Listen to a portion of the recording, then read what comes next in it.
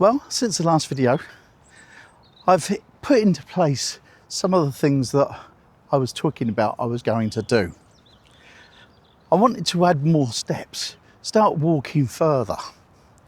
But the truth of the matter is, I've overdone it. For all my intentions and all the thoughts of the things that I was going to do, the problem is my body has rebelled and gone, no, you're not doing that. What that's done has made me frustrated because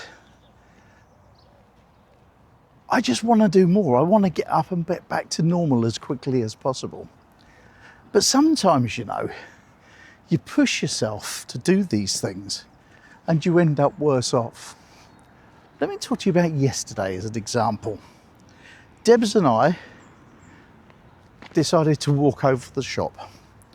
Now, the shop isn't that far, to be honest. It's probably a 5-minute walk. Well, that's in normal days anyway. But the walk yesterday, we walked across the shop and went around the shop, our local supermarket. And by the time we'd actually got the few things that we'd gone to buy, I was shattered. So I said to Debs, let's go up in the cafe, go and get something to eat, have a drink, and in that time, I'll have rested, sat down, and I'll be fine to get back. And that's what we did. But the problem was, in that time, I walked back and was completely worn out. And so therefore, I ended up going back to bed. I had to spend an hour in bed to lay down and recuperate, if you like, because it was just too much for me. So I kind of think that perhaps I'm doing the wrong thing. Perhaps what I should be doing is, instead of trying to do the 3,000 steps that I did yesterday, is changing that and thinking of it in a different way. And instead of pushing to do more steps, perhaps I should try and do a more sustainable rate of walking.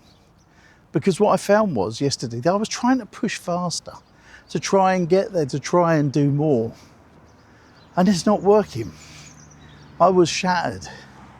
And perhaps that's the way forward for me, is instead of trying to push myself, is just to go out for a walk, settle at a pace that I can do, and carry on walking as far as I can.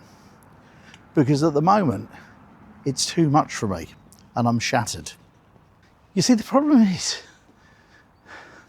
I want my life back. I want to be back to where I was. So that's the plan. I'm going to continue walking. I'm not going to push as hard as I was. And I'm going to try and maintain a sustainable pace that will help me to continue for longer. If you like, it's not so much a stop as a recalibration of the situation and what's going on. But it isn't all bad. I'm going to confer with my notes that I've got with me. And let's talk about something. Let's talk about something else. My CPAP machine. I am now on day 42 as I film this.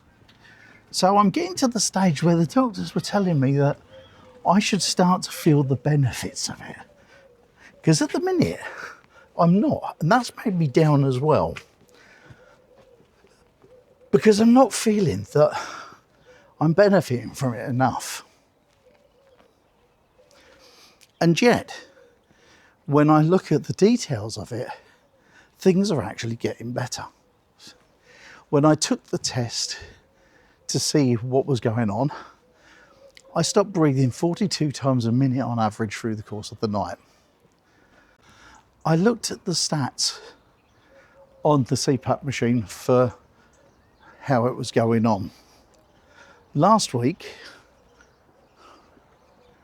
I was having 12.8 events through the course of an hour.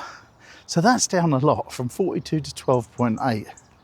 And this week, it's gone down a little bit further to 11 events per hour, which means there's a gradual improvement. And although I may not be feeling it yet, obviously that's happening. I am, however, having problems keeping the mask on, because as the pressure builds up on the CPAP machine when I'm asleep, it kind of wakes me up. And so through the course of the night, I've had to get up, take the mask off, have a drink to moisten my throat up a bit, and to go back to sleep. And so through the course of the week, on average, I've been taking my mask off 3 times a night. But that's an improvement, because the week before it was 4. And so even though I've felt down this week and felt a bit miserable about it all, there is improvement. I may not be seeing it yet in terms of actually feeling it, but when I look at all the stats that I'm getting from the machine, it's actually working. It's actually improving the situation. And so that can't be a bad thing either. On top of that, I lost 1 pound on my diet. I'm not really on a diet. What we've actually done is we've started changing the way we do things. And what we've done is that Debs is now, instead of buying things from the shop like we usually do when she's in a rush or we're in a rush, and we start to eat processed stuff, things that have made that you can bung in the microwave and ding it.